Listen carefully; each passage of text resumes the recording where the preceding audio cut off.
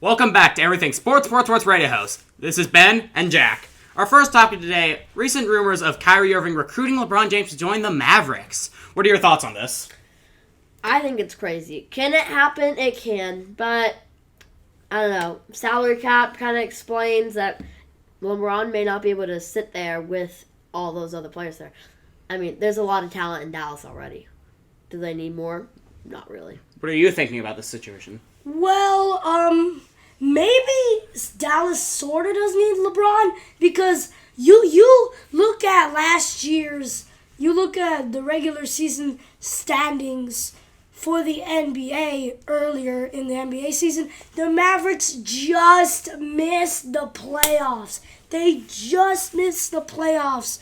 They just missed the NBA playoffs. Very close. So I think they do need LeBron. I think they do need a little bit of LeBron James to at least get that push into the playoffs. If not, Western Conference #1 seed. But other than that, I really think that they do need LeBron James. Well, those are both very interesting takes. And it appears we are getting a caller right now. Let's put them on the air. Hey, this is Chris in Atlanta, but I'm also visiting Dallas and a huge kind of semi-Mavericks fan in a sense. So if we do get LeBron, right, I mean, you add him to the core, like Luka, Kyrie, and LeBron, is that enough defensive help? I mean, like LeBron's getting older, he can't move as well, and Luka and Kyrie, they're liabilities on defense. So, I mean, yeah, you can score a lot of points, but it does come down to getting stops. So what are your thoughts on that with the Mavericks if they do make a move for LeBron? Personally, I think it will help a lot. But let's see what you think about it, Jack. I mean, it can help. It can help, but it can hurt the talent that's already there. For me, well, I think LeBron James, I think he can still do offense. I think so. Defense, I mean, a little bit. I mean, I don't know if maybe he could still do that legendary jump up block the hoop from the 2016 NBA Finals. Maybe just a little bit of that, but I don't think you'll really see that in common. I don't think you'll really see that a lot anymore. But LeBron James, he's probably still going to do offense. Classic 3-point shots, classic 2-point shots, maybe more 2-point shots.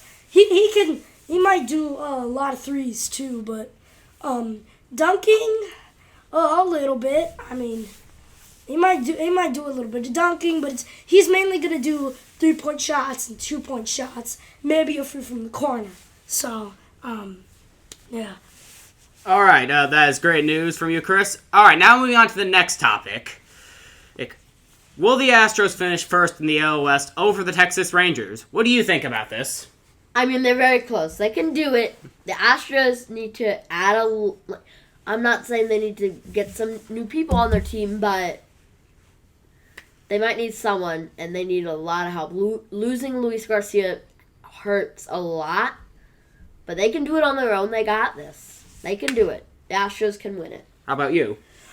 Well, I definitely think they're going to finish first in the AL West this year because they got Alvarez. Alvarez is hitting, Altuve's hitting, Bregman is hitting. All those three guys are making contact. The Astros also have the best bullpen rotation in all of baseball.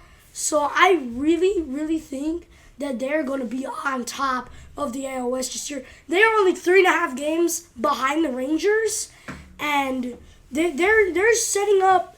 They've been on good winning streaks lately, so I really think if they hop on another one, then I think they could do it. I think they could get first place then, but it's going to be a really, really close battle. I mean, even if the Astros do not get first place in the AL West by the time of the All-Star game, they will get first place in the AL West toward the end of the season because the Rangers, they have a really hard end of season schedule against very many very, very good teams.